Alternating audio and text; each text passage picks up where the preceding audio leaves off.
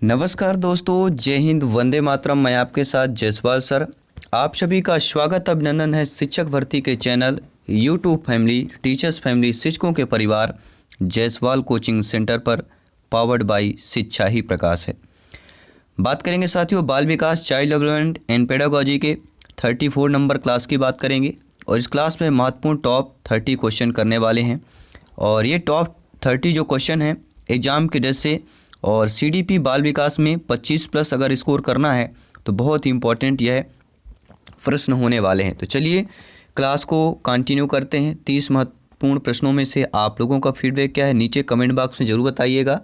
और इसके पिछले क्लासेज आई होप अगर आपने नहीं देख पाए किसी कारणवश या पहली बार विजिट कर रहे हैं तो आई बटन पर लिंक मिलेगा प्लेलिस्ट का। सारी क्लासेज फ्री ऑफ कॉस्ट आप लोग ज्वाइन कर सकते हैं, वीडियो वॉच कर सकते हैं, सारे प्रश्नों को अटेंड कर प्रिपरेशन को और बेहतर कर सकते हैं। पहला प्रश्न है, एक बच्चे के मूल जन्मजात स्वभाव को निरूपित करने के लिए किस पद का प्रयोग किया जाता है? व्यक्तित्व पद का, प्रकृति या मिजाज का, रुचि का या संलग्न का किया जाता है? मेरे सभी शिक्षक बंधु, सभी प्यारे भाई बहन यहाँ पे कमेंट कीजिएगा। एक बच्चे के मूल जन्मजात स्वभाव को निरूपित करने के लिए किस पद का जो है प्रयोग किया जाता है? अब ये प्रश्न आपने समझ लिया तो आई होप आप लोग अच्छे तरीके से समझ जाएंगे।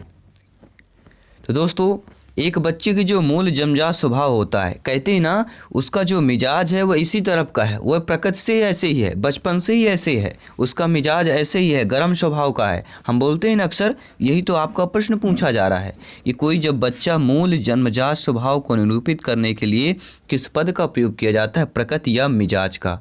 ये ऐसे ही मिजाज का है, ये गर्म मिजाज का है, साधारण ठीक है, साधारण प्रवृत्ति का बच्चा है, प्रकृति का बच्चा है।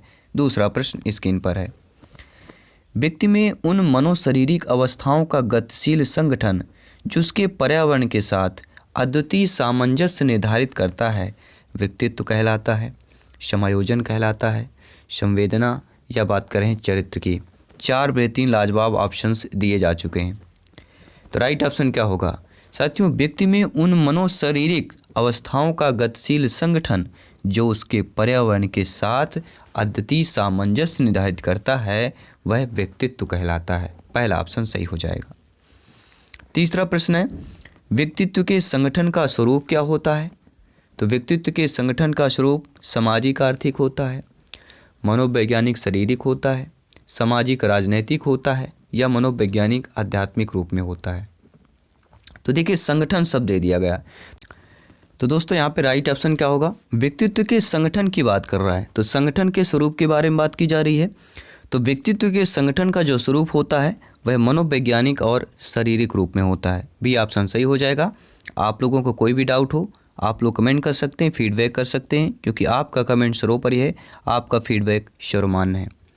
अगला प्रश्न है, व्यक्तित्व के संदर्भ में कौन सा कथन असत्य है? असत्यता की बात कर रहा है। व्यक्तित्व अपूर्व और विशिष्ट होता है, व्यक्तित्व वंशानुक्रम वातावरण की संयुक्त उपज है, व्यक्तित्व व्यक्ति की अर्धचेतन और अचेतन व्यवहार तक फैला रहता है, या व्यक्तित्व व्यक्ति के केवल बाहरी रूप तक जो है सीमित होता है। तो व्यक्तित्व के संदर्भ में देखिए कि जो व्यक्तित्व होता है वह व्यक्ति के बाहरी रूप तक ही सीमित रहता है, यह हमारा कथन असत्य दिया गया है। व्यक्तित्व जो होता है व्यक्ति के अर्धचेतन और अचेतन व्यवहार तक फैला रहता है, व्यक्तित्व वंशानुक्रम वातावरण की संयुक्त उपज है, व्यक्तित्व जो है अपूर्व और विशिष्ट होता है, इसलिए असत्य पूछा गया है। तो डी ऑप्शन यहाँ पर सही हो जाएगा। अगला प्रश्न दिया गया है, व्यक्तित्व स्थायी समायोजन है पर्यावरण के साथ, जीवन के साथ, प्रकृति के साथ या उपरोक्त सभी हो जाएगा। तो व्यक्तित्व स्थायी समायोजन है किसके? पर्यावरण के साथ भी है, जीवन के साथ भी है और प्रकृति के साथ भी है, अर्थात उपरोक्त सभी। डी ऑप्शन हमारा सही हो जाएगा। प्रत्येक भाई बहन गृहिणी यहाँ पे कमेंट करेंगे जिनका सपना है गवर्नमेंट टीचर, अध्यापक, अध्यापिका बनना। जयसवाल सर आप सभी का स्वागत अभिनंदन करते हैं। व्यक्तित्व विकास की अवस्था है अधिगम एवं वृद्धि की, व्यक्तिवृत्त अध्ययन की, उपचारात्मक अध्ययन की या इनमें से कोई नहीं। तो साथियों व्यक्तित्व विकास की जो अवस्था कहलाती है वह अधिगम एवं वृद्धि की बात करेंगे। पहला ऑप्शन सही हो जाएगा। बालक के व्यक्तित्व की नींव किस अवस्था में पड़ती है? शैशवावस्था में, गर्भकालीन अवस्था में, बचपन अवस्था में, या इनमें से कोई नहीं। साथियों, जो हम बालक की बात कर रहे हैं, बालक हो बालिका हो, व्यक्तित्व की जो नींव पड़ती है, व्यक्तित्व की नींव जो है किस अवस्था में पड़ती है? तो बचपन अवस्था में ही व्यक्तित्व की नींव पड़ती है। सी ऑप्शन सही हो जाएगा। अगला प्रश्न क्या दिया गया, ध्यानपूर्वक समझ लेते हैं। प्रश्न पूछा जा रहा है, बहुत ही अच्छा प्रश्न है, कि स्थायी विशेषताओं के पैटर्न के रूप में क्या वर्णित है जो एक व्यक्ति को परिभाषित करता है और स्थिरता एवं व्यक्तित्व का उत्पादन करता है? तो वह दोस्तों व्यक्तित्व होगा, अधिगम होगा, बुद्धि होगा, या हम प्रेरणा की बात कर रहे हैं। तो स्थायी विशेषताओं के पैटर्न के रूप में क्या वर्णित है? तो स्थायी विशेषताओं के पैटर्न के रूप में व्यक्तित्व वर्णित है जो एक व्यक्ति को परिभाषित करता है। तो व्यक्तित्व ही व्यक्ति को परिभाषित कर सकता है, पहला ऑप्शन सही हो जाएगा। अगर आपका जिस प्रकार का व्यक्तित्व होगा, सामने वाला जान जाएगा कि ये कैसा व्यक्ति होने वाला है। तो आपका जो व्यक्तित्व होता है वह व्यक्ति का परिचय दे देता है। किसी के व्यक्ति के विकास में या किसी के व्यक्तित्व के विकास में से सहायता होती है परिपक्वता की प्रक्रिया को तेज करने में, शरीर की कद बढ़ाने में, सामाजिक स्थितियों से निपटने में, या जन्मजात विकारों पर काबू पाने में। तो किसी के व्यक्तित्व विकास में से जो सहायता होती है वह सामाजिक स्थितियों से निपटने से होती है। सी ऑप्शन सही हो जाएगा। क्योंकि आप जानते हैं कि व्यक्तित्व के विकास, जो व्यक्ति के व्यक्तित्व के विकास पर संस्कृति की अहम भूमिका होती है। संस्कृति जो हमारी परंपरा है, और व्यक्ति का जो व्यक्तित्व होता है वह संस्कृति के अनुरूप होता है। क्योंकि जन्म काल से ही शिशु का पालन पोषण तथा समाजीकरण उसकी सांस्कृतिक परंपरा के अनुरूप होता है, और प्रत्येक संस्कृति में शिशु के समाजीकरण की एक विधि होती है, क्योंकि इसी विधि द्वारा संस्कृति अपने को सुरक्षित रखती है। अगला प्रश्न है, इसमें से क्या व्यक्तित्व लक्षण नहीं होगा? यह एमपी टेट ग्रेड 2 में पूछा गया प्रश्न है। विचार, भावना, आंकना झांकना, संवेदना, अंतःप्रज्ञा, या उपरोक्त सभी। तो इसमें जो व्यक्तित्व लक्षण नहीं होगा, देखिए व्यक्तित्व लक्षण की बात कर रहे हैं, विचार, भावना, आंकना झांकना, संवेदन, अंतःप्रज्ञा, ठीक है। तो ये जो आपके ऑप्शन से दिए गए हैं, लक्षण की बात कर रहा है, इनमें से नहीं होगा, यही आपको बताना है। सभी लोग बताइएगा। तो विचार, यहाँ पे प्रश्न थोड़ा नेगेटिविटी लिया गया है, क्योंकि यहाँ पे नहीं शब्द नहीं होना चाहिए था, मिसप्रिंट हुआ है। तो इनमें से व्यक्तित्व का लक्षण नहीं है, क्योंकि आपको पता है इनमें से कोई नहीं होना चाहिए, क्योंकि विचार, भावना, आंकना झांकना और संवेदना, अंतःप्रज्ञा, ये सभी जो है व्यक्तित्व के लक्षण हैं, ठीक है। तो ये तीनों हमारे लक्षण होंगे, और इनमें से कोई नहीं। ये क्वेश्चन थोड़ा आपके ऑप्शन जो है गलत दे दिए गए। चौथा ऑप्शन होना चाहिए इनमें से कोई नहीं, ठीक है, क्योंकि ये सारे आपके व्यक्तित्व के लक्षण हैं, और एमपी टेट में ये पूछा गया प्रश्न था। व्यक्तित्व अर्थात पर्सनालिटी की बात कर रहे हैं। शब्द निम्न में से लिया गया है, यूनानी, लैटिन, जर्मन, या इनमें से कोई नहीं। तो सभी लोग जानते हैं जो व्यक्तित्व है, पर्सनालिटी शब्द है, यह लैटिन से लिया गया है, और पर्सनालिटी शब्द की उत्पत्ति लैटिन भाषा की जो है पर्सोना शब्द से हुई है। पर्सनालिटी पर्सना शब्द से हुई है, और जिसका अर्थ होता है मुखौटा, कहते हैं ना, उसका मुखौटा ऐसा ही है। तो प्राचीन समय से या प्राचीन समय में बाहरी रूप रेखा के आधार पर व्यक्तित्व को परिभाषित किया जाता था, लेकिन आज परिभाषा बदल चुकी है। वर्तमान समय में बाहरी आंतरिक गुणों के समावेश को व्यक्तित्व कहा जाता है। कहते हैं ना, आपकी पर्सनालिटी क्या है, जो पर्सनालिटी होती है वह व्यक्ति को बता देती है। मैंने कहा ना, जो व्यक्तित्व होता है, जो पर्सनालिटी होती है, वह व्यक्ति को परिभाषित कर देती है। मतलब आपकी जो पर्सनालिटी है वह बता देता है कि व्यक्तित्व कैसा होने वाला। आपके बोल चाल, हाव भाव, सारी चीज़ें। पहले क्या होता था, बाहरी को देखा जाता था, लेकिन बाहरी अब आंतरिक गुणों का भी समेत से व्यक्तित्व आपके पर्सनालिटी पर आ चुका है। अगला प्रश्न है, शब्द जो सामंजस्य होता है यह किससे संबंधित है? तो शब्द जो सामंजस्य है यह आपके व्यक्तित्व से या पर्सनालिटी से संबंधित हो जाएगा। अगला प्रश्न है जो कि महत्वपूर्ण लाजवाब प्रश्न पूछा जा रहा है। आई होप आप लोग प्रत्येक प्रश्न अच्छे तरीके से स्टडी कर रहे होंगे, समझ भी रहे होंगे और इसका फीडबैक भी कर रहे होंगे, क्योंकि आपको 30 में से आपका स्कोर क्या है, आपका फीडबैक क्या है, प्रत्येक भाई बहन शिक्षक बंधु का कमेंट फीडबैक क्या है, आपको कमेंट जरूर करना है, क्योंकि आपका कमेंट, आपका फीडबैक सर्वमान्य है, सर्वोपरि है। अगला प्रश्न है, सभी सामाजिक स्थितियों से निपटना आसान है यदि आपने किसके बारे में जानते हैं, या आप अपने रुचियों के बारे में जानते हैं, खूबियों के बारे में, व्यक्तित्व के या शौकों को। तो बात पर्सनालिटी और व्यक्तित्व की जा रही है। तो सभी सामाजिक स्थितियों से निपटना आसान है यदि हम अपने पर्सनालिटी और व्यक्तित्व के बारे में जानते हैं। सी ऑप्शन सही हो जाएगा। अगला प्रश्न है, साइजोइड वर्ग के किस प्रकार के बालक आते हैं? मोटे, स्वस्थ तथा लंबे शरीर वाले, प्रतिभाशाली व प्रखर बुद्धि वाले, दुबले पतले व लंबे शरीर वाले, या इनमें से कोई नहीं। तो साइजोइड वर्ग में किस प्रकार के बालक आते हैं? तो साइजोइड वर्ग में ये हमारा काफ़ी बार दुविधा वाला प्रश्न हमारा पर दिया गया है। यह REET exam, C TET, UP TET में आया हुआ प्रश्न है और अक्सर मैंने देखा हूँ यहाँ पे सभी में डी ऑप्शन ही सही निकला है।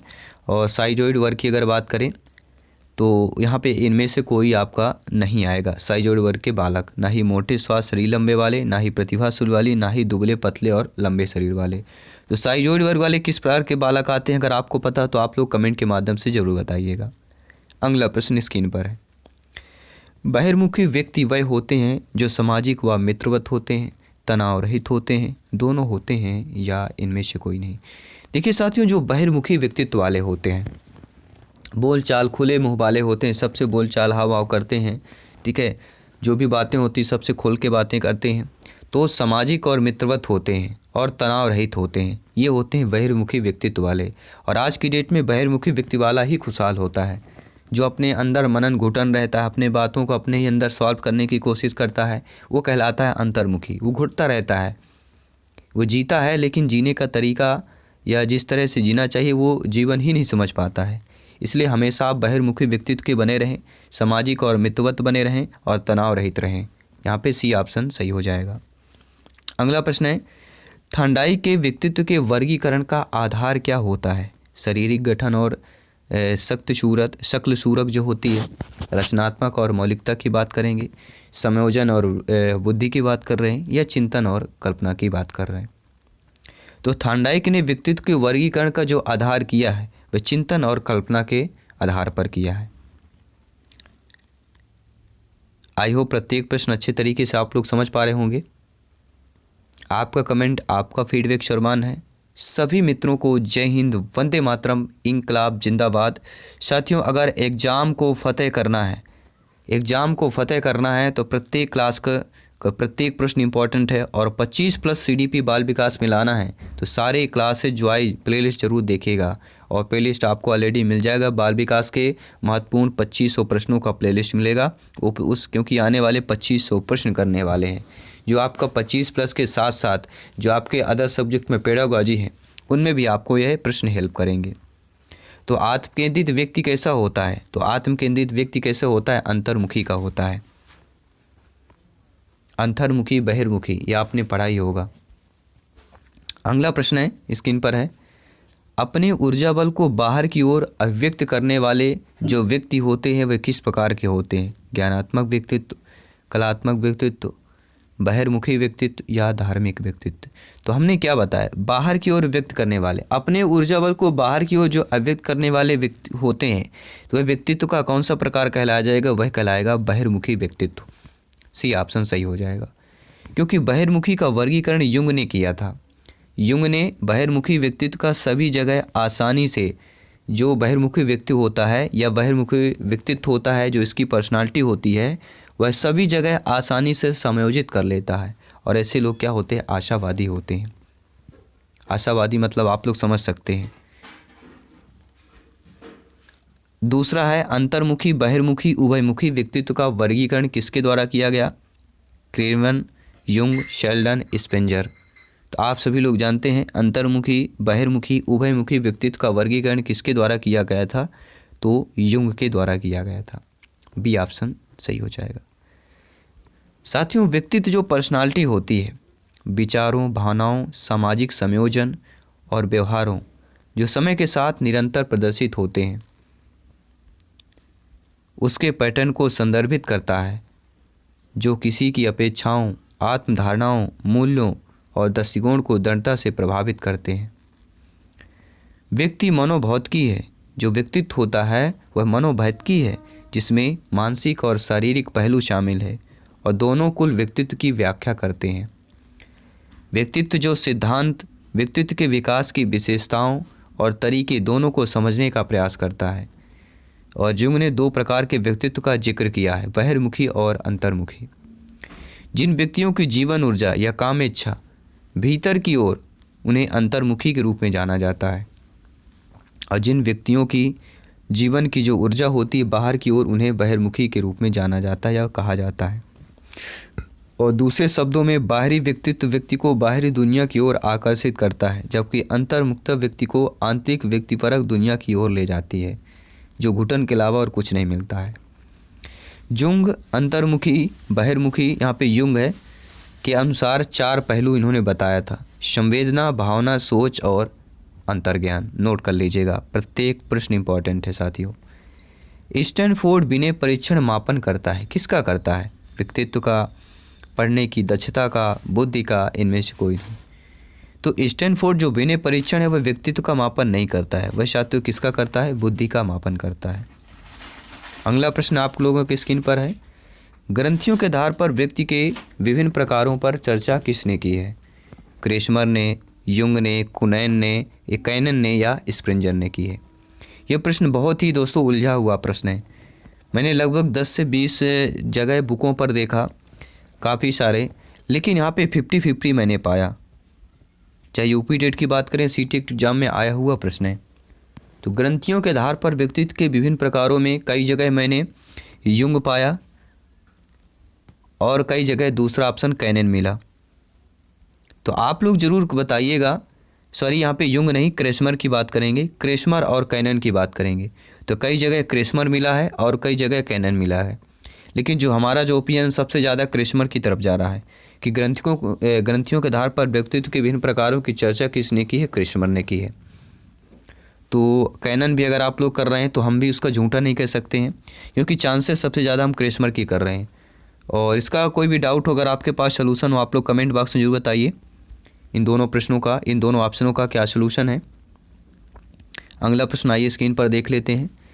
क्रेस्मर ने व्यक्तित्व को निम्न में से किस प्रमुख प्रकार से वर्गीकृत किया है?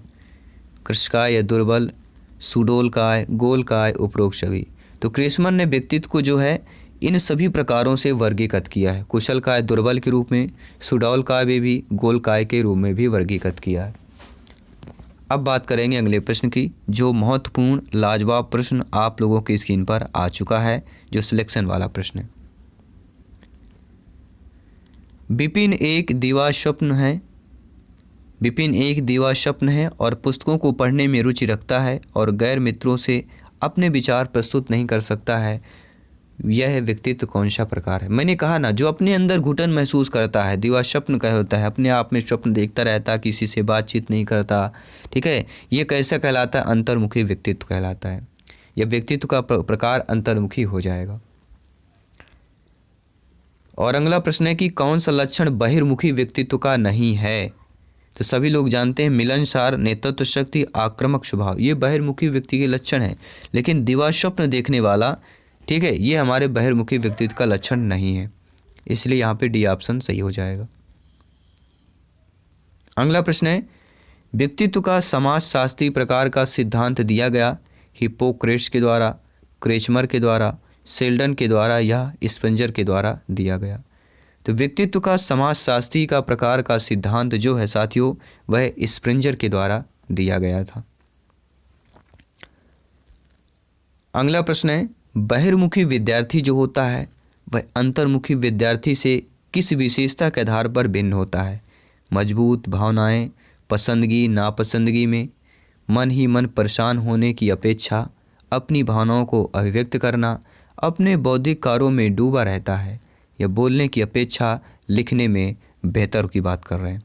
तो बहिर्मुखी की बात कर रहे हैं। बहिर्मुखी विद्यार्थी जो होता है अंतर्मुखी विद्यार्थी से किस विशेषता के आधार पर भिन्न होता है? उसकी मजबूत भावनाएं होती हैं और पसंदगी नापसंदगी जो होता है वह व्यक्त करता है। तो पहला ऑप्शन सही हो जाएगा। आई होप प्रत्येक प्रश्न को आप लोग अच्छे तरीके से समझ पा रहे होंगे। जो जितने प्यारे भाई बहन आउट ऑफ 150 में से 125 का सपना लिए फिर रहे हैं कि इतना स्कोर आएगा तभी सिलेक्शन हमारा श्योर एंड प्योर हो सकता है साथियों, तो प्रत्येक क्लास का इम्पोर्टेंट है। और अभी तक 7 मॉडल पेपर कंप्लीट हो चुके हैं, टोटल 150 क्वेश्चनों का मॉडल पेपर। तो अगर मॉडल पेपर आपने नहीं देखा है तो ज़रूर जब भी आपको 1.5 से 2 घंटे का टाइम मिले लक्ष्य मॉडल पेपर अटेंड करें और अपने आप को जांचें, आंकें और परखें और प्रैक्टिस ज़रूर करें एग्ज़ाम के पहले, क्योंकि एग्ज़ाम में जब लगातार 150 प्रश्न करेंगे तब फिर आपको पता चलता है कि क्योंकि वहाँ पे टाइम मैनेजमेंट, सोचने की क्षमता, वो सारा कुछ जो सिस्टम हम बना के जाते हैं वो फेल हो जाता है। उसके पहले हमें कहते हैं ना करना पड़ता है। मन में सोचने से कुछ नहीं होता है, जब आप कलम चलाएंगे, जब आप करेंगे तभी आपको अनुभव होगा और वही अनुभव आपको सिलेक्शन की ओर ले जाएगा। तो मनोवैज्ञानिक थॉर्नडाइक ने व्यक्ति को किस आधार पर बांटा है? तो मनोवैज्ञानिक थॉर्नडाइक ने व्यक्ति को चिंतन व कल्पना शक्ति के आधार पर बांटा है। और अगला प्रश्न है कि इनमें से अंतर्मुखी, अंतर्मुखी, बहिर्मुखी, बहिर्मुखी या उभयमुखी जो है वह जो है अधिक खुला, मिलनसार, उद्यमशील, हंसमुख और काफ़ी आत्मविश्वास वाला होता है। तो हमने आप लोगों को बता चुका हूँ कि जो बहिर्मुखी व्यक्तित्व वाला होता है, जो बहिर्मुखी वह है या बहिर्मुखी वह है जो खुला, मिलनसार, उद्यमशील और क्या होता है, हंसमुख और काफ़ी आत्मविश्वास वाला होता है, वह होता है बहिर्मुखी व्यक्ति की या बहिर्मुखी व्यक्तित्व की बात कर रहे हैं। एक बहिर्मुखी बच्चा कैसा होगा? मान लीजिए कोई बहिर्मुखी बच्चा है तो आप कैसे परिभाषित कर सकते हैं कि ऐसा बच्चा होगा तो वह बहिर्मुखी हो जाएगा? आपके आंतरिक मस्तिष्क से चिंतन को प्रवृत्त करे, बल्कि सिर्फ निरीक्षण करे, अधिक चिंतन और बातचीत कम करे, या 3 वातावरण में रहना पसंद करे। तो एक बहिर्मुखी बच्चा जो कैसा हो सकता है, वह 3 वातावरण में रहना पसंद करे। और ये 3 वातावरण कौन है हम बताएंगे आने वाले क्लासेज की, आने वाले प्रश्नों पर बताएंगे और चर्चा भी करेंगे। बड़े 5 मॉडल, बिग 5 मॉडल के नाम से जाना जाता है। व्यक्ति के प्रकार किसके आधार पर विशिष्ट किए जाते हैं? सांस्कृतिक व्यक्तित्व, व्यक्तिगत विशिष्टता, भावुक बौद्धिकता या सत्र आधारित पर। तो बड़े 5 मॉडल, बिग 5 मॉडल व्यक्ति के प्रकार जो हैं यह व्यक्तिगत विशिष्टता के आधार पर विशिष्ट किए जाते हैं। देखिए आज के मनोवैज्ञानिक ने इस बात से सहमत भी हैं कि व्यक्तित्व या पर्सनालिटी का वर्णन 5 व्यापक लक्षणों द्वारा किया जा सकता है। अनुभव करने के लिए खुलापन, कर्तव्यनिष्ठा, फालतूता, सहमत होना और विक्षिप्तता। साथ में ये लक्षण बिग 5 के रूप में जाने वाले व्यक्तित्व के 5 कारक मॉडल को बनाते हैं, जो आप लोग देख भी सकते हैं। इसलिए बड़े 5 मॉडल यहाँ पे नाम दिया गया है। तो ये रहे साथियों 30 महत्वपूर्ण लाजवाब प्रश्न। आप लोगों को इसमें फीडबैक क्या है ज़रूर कमेंट कीजिएगा।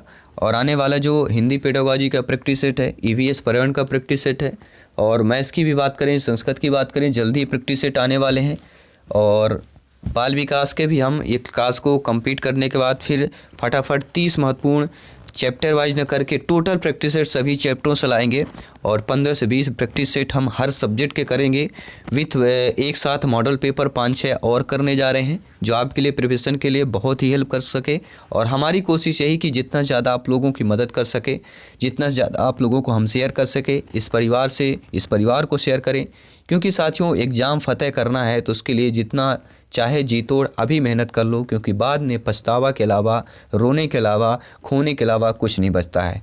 तो जो आज है आज में मेहनत करो, जितना है उसके साथ चलिए और मेहनत कीजिए, सफलता अवश्य मिलेगी। क्योंकि सफलता मेहनती के पास ही रहना ज़्यादा पसंद करती है। तो मेहनती बनिए और सफलता प्राप्त कीजिए।